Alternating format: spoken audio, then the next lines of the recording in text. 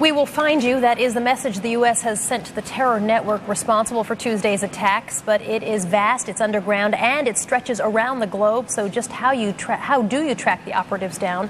Let's head now to NBC's chief legal correspondent, Dan Abrams, who is with his investigative panel once again this afternoon. Dan, good afternoon to you. Well, good afternoon, Soledad. We just heard Jim Miklaszewski talking about whether they can find, if they find Osama bin Laden, then what do we do next?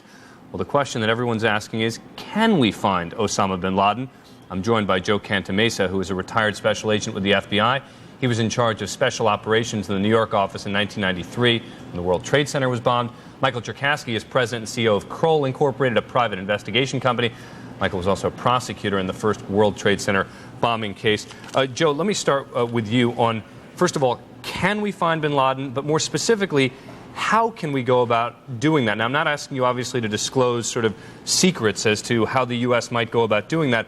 But in general terms, what can we do to find someone who may be in a cave in Afghanistan? Well, everyone has to communicate, everyone has to eat, and let's assume right now that all the resources that the intelligence community has are being put on that number one priority. There will be a trail, there will be messages, and there will be information. And so how do we get that? Well, the communication amongst the intelligence community resources, the NRO, the signal intelligence capabilities, the human intelligence capability that we're talking about expanding, that is all going to be to the top of the pile right now, and it will be coordinated. He will be found. But, Mike, we have been trying, as you pointed out to me earlier, for years to catch bin Laden. What's going to be different now? Well, number one, we've found him before. We found him episodically. We've been seeking him, and we've found him episodically. I think the key point is now we will have the will, and I believe we will, to act on finding him. Wait, when you say we found him before, I assure you that thousands of people are watching this right now, and they're saying the FBI's number one most wanted criminal has been found in the past? Located.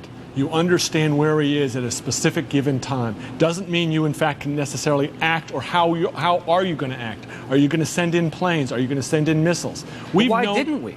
Well, we've known where he was at times. But he was the FBI's number one most wanted man. We're a country of laws and process.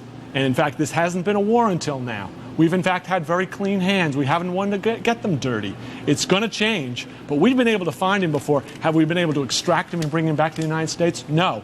But would we have been able to kill him? I think the answer was yes. Now it's going to be a different game. All right, let's talk about Europe. We've been hearing a lot about Hamburg, Germany. 3 of the suspects, at least, coming apparently from Hamburg. There have been some arrests made in England, in France, in Belgium, in the Netherlands. Mike, you and I were talking before about how the different the question everyone's asking is, how do we prevent this from happening again? Right. And the different European countries treat terrorism in a different way. Enormously different. In Germany, the protections, the civil rights protections, because of their past history, are extreme.